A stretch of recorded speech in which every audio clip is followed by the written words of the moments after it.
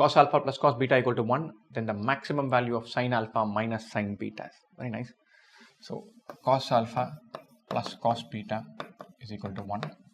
Let's say sin alpha minus sin beta is equal to n. I know sin square alpha plus cos square alpha is 1. Sin square beta plus cos square beta is 1. I know I can deal with the squares, so I'll square this. So cos square alpha plus cos square beta plus 2 cos alpha cos beta equal to 1. Sin square alpha plus sin square beta plus 2 sin alpha sin beta equal to n square. Very interesting, a lot of fun. So what do? We add these two. Sin square alpha plus cos square alpha 1. Cos square beta plus sin square beta 1 plus 2 times cos alpha cos beta plus sin alpha sin beta equal to 1 plus n square.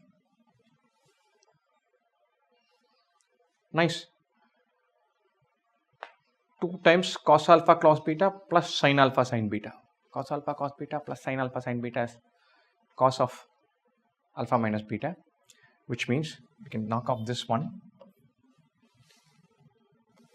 1 plus 2 times cos of alpha minus beta is equal to n square. 2 times cos of alpha minus beta can go from minus 1 to plus 1, and it cannot really go to minus 1 because that n square sitting here will become 1 minus 2 minus 1. That's not possible. Least value this can take is 0. The highest value this can take is 2. The least value this can take is minus 1, or n square minimum 0.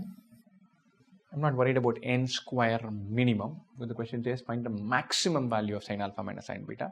What is the maximum value it can take?